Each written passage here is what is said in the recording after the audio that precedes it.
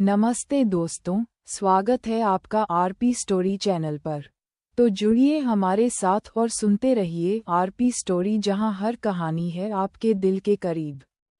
चलिए शुरू करते हैं आज की कहानी। चैप्टर 1। रात का सौदा। रात के अंधेरे में शहर की सबसे बड़ी क्लब ब्लैक पर्ल रोशनी से नहा रही थी। शराब, डांस और तेज म्यूजिक में डूबी समायरा हद से ज्यादा नशे में थी। कुछ देर बाद वॉशरूम जाते वक्त 4 लड़कों ने उसका रास्ता रोक लिया। कहाँ जा रही हो डॉल? हमारे साथ चलो। उनकी आंखों में हवस साफ झलक रही थी। समायरा डर गई, लेकिन अगले ही पल उसके चेहरे पर शातिर मुस्कान आ गई। मुझे छोड़ दो, लेकिन तुम्हें एक डील ऑफर कर सकती हूँ। लड़के हंस पड़े। डील? कौन सी डील? समायरा ने मोबाइल निकाला और एक फोटो दिखाई। आर्या की। मेरी बहन, देखो कितनी मासूम और खूबसूरत है। असली मज़ा तो उसके साथ आएगा। अगर चाहिए तो तुम्हें उसे बुलाना होगा, लेकिन दाम चुकाकर। कितना? 50 लाख। तीनों लड़के भौंचक के रह गए। तभी पास की टेबल पर बैठा काला सूट पहने एक आदमी उन्हें चुपचाप देख रहा था। उसकी आंखों की ठंडक शराबी लड़कों को भी कांपा रही थी। उसने धीरे से विस्की का ग्लास रखा और गहरी आवाज में बोला, डन। वो आदमी शहर का सबसे खतरनाक नाम था। लोग कहते थे कि उसके पलक झपकाने पर लोग गायब हो जाते हैं। उसने जेब से चेकबुक निकाली। 50 लाख का चेक काटकर समायरा के हाथ में थमा दिया। अब अपनी बहन को बुलाओ। घर पर अकेली आर्या पढ़ाई कर रही थी। तभी उसका फोन बजा। समायरा रोते हुए बोली, आर्या, प्लीज बचा लो मुझे। मैं फंस गई हूँ। जल्दी आओ। आर्या का दिल दहल गया। वह तुरंत क्लब पहुंची। अंदर जाते ही उसे समायरा दिखी, लेकिन वह नशे में धुत दोस्तों संग हंस रही थी। दी, आप तो ठीक हो, फिर फोन क्यों किया? आर्या हैरान हुई। समायरा बिना जवाब दिए उसे एक प्राइवेट रूम में खींच ले गई और दरवाज़ा बाहर से लॉक कर दिया। आर्या अंदर फर्श पर गिरी। सामने वही 4 लड़के खड़े थे। तो ये है वो माल, वर्थ 50 लाख। उनमें से एक हंसा। आर्या सहमकर बोली, प्लीज मुझे जाने दो। तभी कमरे का दरवाज़ा खुला। अंदर आया वही काला सूट वाला आदमी। उसके पीछे 5 हथियारबंद लोग। एक लड़का गरजा, ये डील हमारी है, दखल मत देना। वो आदमी मुस्कुराया। डील मेरी थी, और माल भी अब मेरा है। उसने अपनी कोट की जेब से पिस्तौल निकाली, टेबल पर रख दी और आर्या की तरफ बढ़ा। आर्या कांपते हुए उसकी ओर देख रही थी। उसकी आंखों में दया की उम्मीद थी। वह झुका और धीमे से बोला, तुझे बचाकर मुझे क्या मिलेगा? उसकी आवाज़ सुनकर आर्या की आखिरी उम्मीद भी टूटने लगी। लेकिन अगले ही पल उसके लोग कमरे में घुस आए। भाई, मामला सीरियस लग रहा है। इसे यहीं छोड़ना सही नहीं होगा। काला सूट वाला आदमी कुछ पल चुप रहा। फिर अपनी जैकेट उतारी और आर्या पर डाल दी। ले चलो। उसने खुद आर्या को बाहों में उठाया और बाहर निकल आया। क्लब के बाहर 5 काली मर्सिडीज इंतजार कर रही थीं। दरवाज़ा खुला और कारों का काफिला धूल उड़ाते हुए शहर से बाहर निकल गया। लोग कहते थे, उस आदमी का नाम किसी की जुबान पर नहीं आता। सिर्फ उसकी परछाई देखकर लोग कांप जाते हैं। चट्टू अरमान जिंदल। देर रात मुंबई। जिंदल एम्पायर की कारों का काफिला समुद्र किनारे बने हाईवे पर सरपट दौड़ रहा था। काले कांच वाली मर्सिडीज की पिछली सीट पर आर्या बेहोश थी। उसके चेहरे पर चोटों के निशान साफ झलक रहे थे। बगल में बैठा शख्स चुपचाप उसकी ओर देख रहा था। उसकी ठंडी निगाहें किसी को भी डरा सकती थीं। वह था अरमान जिंदल। जिंदल साम्राज्य का वारिस। लोग उसे मौत का सौदागर कहते थे। हथियारों की दुनिया का बेताज बादशाह। उसके पास पैसा, ताकत और खौफ, सब कुछ था। लेकिन आज उसकी आंखों में एक अलग बेचैनी थी। जिंदल पैलेस, मुंबई। काफिला जब विशाल महल के आंगन में रुका तो सब लोग बाहर निकले। कबीर जिंदल, अरमान का छोटा भाई, घबराया हुआ बोला, भाई, ये ठीक नहीं है। दादाजी को कैसे समझाओगे? अगर उन्होंने इस हालत में लड़की को देख लिया तो बहुत सवाल करेंगे। यशवर्धन, करीबी दोस्त, ने हंसते हुए कहा, कबीर सही कह रहा है। अरमान, तू हमेशा खेल सोच समझकर खेलता है, लेकिन आज तू अचानक एक अनजान लड़की को उठा लाया। कहीं ये सब चावी से शादी टालने का नया बहाना तो नहीं? अरमान ने दोनों की ओर बिना कुछ बोले ठंडी निगाहों से देखा और फिर आर्या को बाहों में उठाकर महल के अंदर चला गया। Living room. वहां पहले से बैठे थे वीरेंद्र जिंदल, जिंदल परिवार के बुजुर्ग। उन्होंने जैसे ही अपने पोते को एक लड़की को गोद में उठाए देखा, उनका चेहरा सख्त हो गया। ये कौन है और इसे यहाँ क्यों लाए हो? कबीर तुरंत बोला, दादाजी, मैंने मना किया था, लेकिन भाई नहीं माने। वीरेंद्र ने अरमान की ओर देखा और धीमी मुस्कान के साथ बोले, तो यही वजह है चावी से शादी टालने की? ये तुम्हारी लड़की है? कमरे में सन्नाटा फैल गया। अरमान ने बेझिझक जवाब दिया, हाँ। कबीर अवाक रह गया।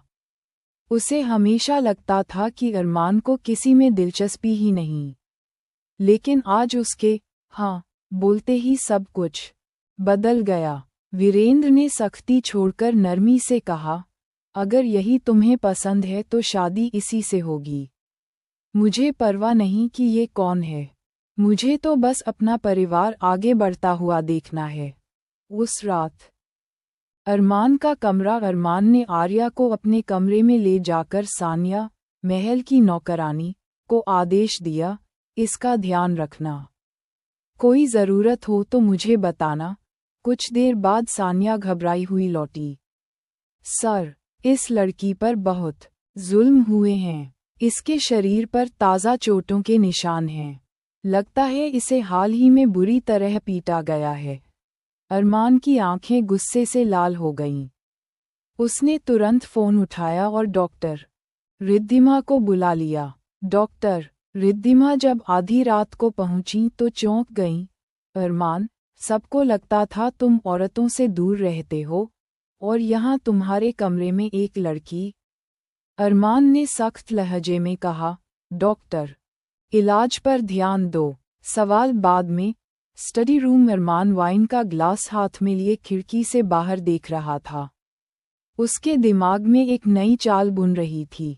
रिया कपूर, चावी की जगह से शादी टालने के लिए उसे एक वजह चाहिए थी, और अब किस्मत ने उसे आर्या के रूप में एक मोहरा थमा दिया था। उसने अपने जासूस समर को कॉल किया, मुझे इस लड़की की पूरी जानकारी चाहिए, उसके अतीत से लेकर हर दुश्मन तक सब कुछ। लेकिन सवाल वही है, आर्या कौन है? क्या वो सचमुच मासूम शिकार है या किसी बड़ी साजिश का हिस्सा? और जब सच सामने आएगा तो क्या अरमान जिंदल अपनी बनाई हुई चाल में खुद ही फंस जाएगा? चैप्टर 3। अरमान का प्लान। देर रात, जिंदल पैलेस। अरमान अपनी स्टडी की खिड़की पर खड़ा था। बाहर काले आसमान पर छाए बादल, तेज हवा और चांदनी में नहाया हुआ बगीचा, सब उसकी खामोशियों का हिस्सा लग रहे थे। लेकिन उसके दिमाग में तूफान चल रहा था। आज उसने जो कदम उठाया था, उसने सिर्फ आर्या की जिंदगी ही नहीं, बल्कि जिंदल एम्पायर की भी दिशा बदलने वाली थी। आर्या को तो वो एक मासूम, बेबस लड़की दिख रही थी, जिसे अरमान ने मौत से खींचकर बाहर निकाला। लेकिन असली सच ये था कि अरमान का प्लान कहीं गहरा था। अगली सुबह सूरज की किरणें आर्या के चेहरे पर पड़ीं और वो चौंककर उठ बैठी। उसने चारों ओर देखा, शानदार पलंग, रॉयल सजावट, सोने चांदी की नक्काशी। ये जगह किसी सपने जैसी थी, लेकिन उसी पल उसे एहसास हुआ कि वो एक अनजान घर में है। घबराहट में उसने ब्लैंकेट कसकर लपेट ली। तभी उसकी नज़र अरमान पर पड़ी। वो सफ़ेद शर्ट, काले ट्राउजर्स में सोफे पर बैठा लैपटॉप पर कुछ टाइप कर रहा था। उसकी नज़रें तेज, उसका व्यक्तित्व डरावना मगर अजीब सा आकर्षण लिए हुए। आर्या के चेहरे पर डर साफ झलक रहा था। उसके मन में सवाल था, क्या जिसने मेरी जान बचाई उसने ही? अरमान ने उसकी आंखों को पढ़ लिया। उसने लैपटॉप टेबल पर रखा और धीमी आवाज में बोला, रिलैक्स। तुम्हारे कपड़े मेरी मेड सानिया ने बदले थे। मैंने तुम्हारे घाव पर दवा लगवाई और तुम्हें आराम करने दिया। तुम्हारे साथ कुछ भी नहीं हुआ। आर्या ने हिचकिचाते हुए कहा, तो कल रात मेरी जान आपने ही बचाई थी? अरमान ने मुस्कुराए बिना सीधी नज़र डालते हुए कहा, तुम्हें क्या लगता है? आर्या की आंखों में कृतज्ञता उभरी। उसने धीरे से कहा, थैंक यू, अगर आप नहीं होते तो। लेकिन अरमान ने उसकी बात काट दी। मैंने तुम्हें बचाने के लिए 1 करोड़ दिए हैं। 1 करोड़? जिंदगी भर भी कमाओ तो इतने पैसे नहीं जोड़ पाओगी। अब सोचो, इतनी बड़ी कीमत देकर मैंने तुम्हें खरीदा है, तो अब तुम मेरी हो। आर्या का दिल जैसे धड़कना भूल गया। उसके लिए तो 1000 भी सपना था, और यहाँ 1 करोड़। अरमान ने चुटकी बजाई और ठंडी आवाज में बोला, तुम्हारे घरवालों को तुम्हारे जीने मरने से कोई फर्क नहीं पड़ता। तुम्हारा कोई ठिकाना नहीं है। अब तुम्हें वही करना होगा जो मैं कहूँगा। यही तुम्हारे लिए अच्छा है। आर्या कांपते हुए बोली, कैसा काम? अरमान उसकी आंखों में झुककर बोला, सवाल मत करो, सिर्फ हाँ कहो। समझी? आर्या की आंखों से आंसू टपक पड़े, लेकिन उसने मजबूरी में सिर हिलाकर हाँ कह दिया। अरमान के चेहरे पर हल्की सी मुस्कान आई। वेरी गुड, अब जाकर नहा लो, तुम्हें नए कपड़े रखवाए हैं। आर्या अब भी डरी हुई थी। तभी अचानक अरमान ने उसे अपनी बाहों में उठाया और बाथरूम में ले जाकर सॉफ्टली उसे बाथटब में बिठा दिया। उसकी गहरी नज़रों ने आर्या की सांसें रोक दीं। वो मुस्कुराया, खुद नहा लोगी या मेरी मदद चाहिए? आर्या ने ब्लैंकेट कसकर पकड़ लिया और सिर हिलाया। अरमान ने हंसी दबाई और कहा, कपड़े वहीं रखे हैं, हीटर ऑन है, जल्दी कर लो। आधा घंटा बाद जब आर्या बाहर आए तो रॉयल आउटफिट में वो और भी मासूम और प्यारी लग रही थी। अरमान उसकी ओर देखता रहा। उस वक्त उसे समर की भेजी हुई आर्या की बैकग्राउंड रिपोर्ट याद आई। डाइनिंग हॉल में पूरा जिंदल फैमिली बैठा था। वीरेंद्र जिंदल, दादाजी, कबीर भाई और बाकी लोग। कबीर ने आर्या को देखते ही मजाकिया अंदाज में कहा, दादाजी देखो, भाई और भाभी आ गए। आर्या का चेहरा लाल हो गया। दादाजी ने गंभीर आवाज में कहा, अरमान, पहले अपनी होने वाली पत्नी को बिठाओ। खुद ही आकर बैठ गए। अरमान ने आर्या का हाथ पकड़कर अपने पास बिठा लिया। सर्वेंट्स ने रॉयल ब्रेकफास्ट सर्व किया। आर्या को भूख तो थी, लेकिन वो हिचकिचा रही थी। दादाजी बोले, बेटा शर्माओ मत, ये तुम्हारा ही घर है। कबीर हंसते हुए बोला, इतनी दुबली पतली हो, एक फूंक मारूंगा तो उड़ जाओगी। उसने मजाक में आर्या को हल्की सी फूंक मारी। सब हंस पड़े। आर्या को भी हंसी आ गई। अरमान ने उसे ध्यान से देखा। उसकी हंसी उसके मासूम चेहरे को और भी खूबसूरत बना रही थी। लेकिन अरमान जानता था, ये मासूमियत ज़्यादा दिन टिकने वाली नहीं है, क्योंकि उसके प्लान का दूसरा पड़ाव अभी बाकी था। चैप्टर 4 अरमान जिंदल की दुल्हन Jindal palace dining hall royal dining table पर सब लोग ब्रेकफास्ट कर रहे थे। वीरेंद्र जिंदल, दादाजी, कबीर, समर और बाकी स्टाफ मौजूद थे। तभी अरमान अपनी यूजुअल कोल्ड एक्सप्रेशन के साथ अंदर आया। उसके पीछे आर्या थी। कबीर ने मुस्कुरा कर कहा, भाई, लगता है अब हमारी भाभी ऑफिशियली यहाँ सेटल हो गई हैं। आर्य का चेहरा शर्म और डर से लाल हो गया। उसने सिर झुका लिया। अरमान बिना किसी हेजिटेशन के बोला, हाँ, आर्य मेरी गर्लफ्रेंड है, और अब से इस घर की बहू भी। पूरा हॉल सन रह गया। आर्य ने चौंक कर अरमान की ओर देखा। उसके कानों में गर्लफ्रेंड बाहु शब्द गूंजते रहे। वीरेंद्र जिंदल ने गहरी सांस ली और गंभीर आवाज में कहा, अरमान, अब मैं बूढ़ा हो गया हूँ। एम्पायर संभालने की जिम्मेदारी तुम पर है। अब वक्त आ गया है कि तुम सेटल हो जाओ। आर्य से शादी कर लो। किसी ने उम्मीद नहीं की थी कि दादाजी इतनी जल्दी ये फैसला ले लेंगे। कबीर तालियां बजाकर बोला, वाह, फाइनली भाई की शादी। अब तो पलस में शादी की तैयारियां होंगी। आर्य पत्थर सी हो गई। उसे समझ ही नहीं आया कि अचानक से शादी का फैसला कैसे हो गया। वो तो अब भी उस 1 करोड़ वाले कर्ज के बोझ तले चुप थी।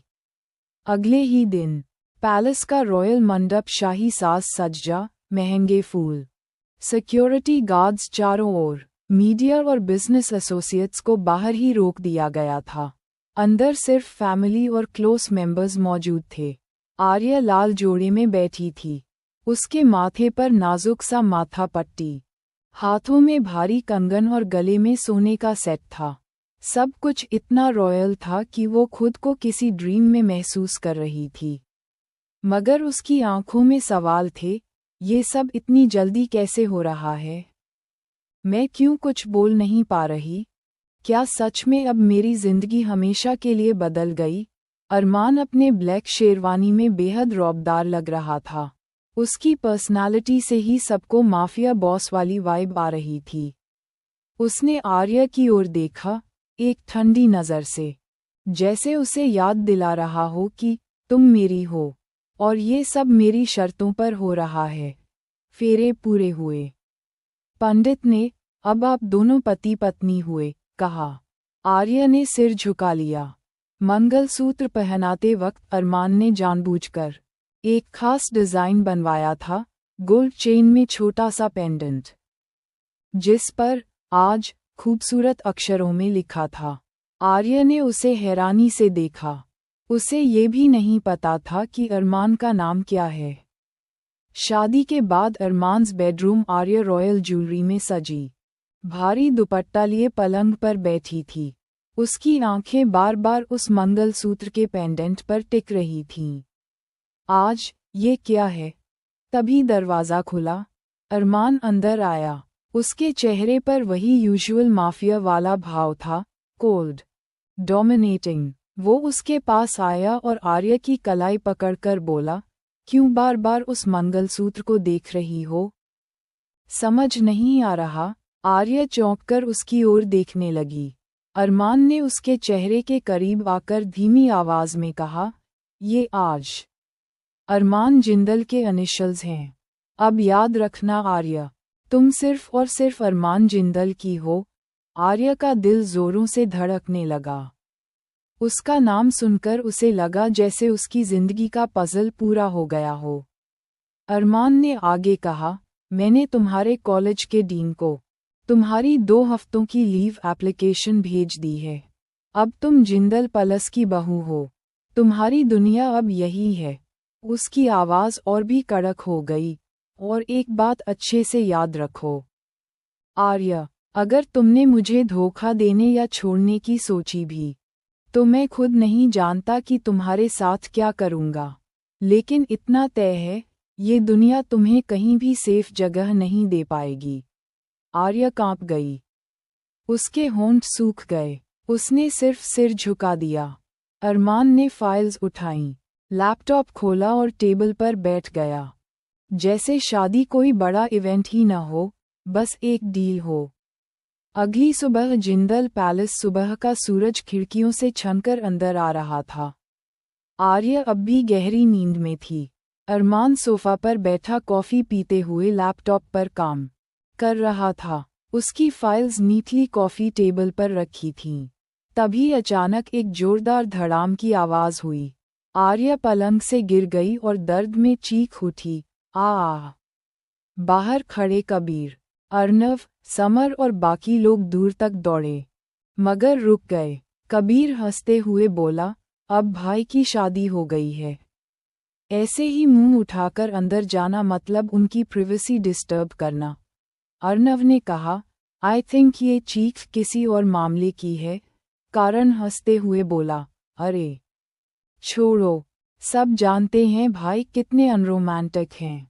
आज से पहले उनकी लाइफ में कोई लड़की आई ही नहीं, अब उन्हें सब सीखना पड़ेगा। सब हंस पड़े। आर्य अंदर दर्द से कराह रही थी। उसने करवट बदली तो भारी ज्वेलरी खनक उठी। उसकी नज़र सबसे पहले अपने गले के मंगलसूत्र पर गई। आज चमक रहा था। वो अब भी समझ नहीं पा रही थी कि उसकी शादी इतनी जल्दी कैसे हो गई। और क्यों? अरमान ने उसकी ओर देखा, बिना किसी एक्सप्रेशन के। वो उसके पास आया और ठंडी आवाज में बोला, गुड मॉर्निंग मिसेस जिंदल। उसके सिर पर हल्का सा हाथ रखकर बोला, अगर इतनी नाजुक हो तो संभलकर चलना सीखो। जिंदल पैलेस तुम्हारे कॉलेज की हॉस्टल नहीं है, याद रखना आर्य। ये आज सिर्फ अरमान जिंदल नहीं है, ये एक वार्निंग भी है। आज का मतलब है ऑलवेज जिंदल। अब तुम इस नाम से बंध चुकी हो। आर्य का गला सूख गया। उसके लिए ये सिर्फ एक ऑर्नामेंट नहीं था, बल्कि एक केज था। आर्य ने उसकी ओर देखा, आंखों में आंसू थे। अरमान का रौब और ठंडापन उसे अंदर तक हिला गया। लेकिन बड़ा सवाल अब भी वही था, अरमान ने इतनी जल्दी उससे शादी क्यों की? क्या ये सिर्फ रिया कपूर से बचने का तरीका था, या फिर आर्य सच में उसके दिल में जगह बना चुकी थी? क्या आर्य इस नए घर में बहू, भाभी और बीवी की भूमिका निभा पाएगी? या अरमान जिंदल का माफिया एम्पायर उसे पूरी तरह तोड़ देगा?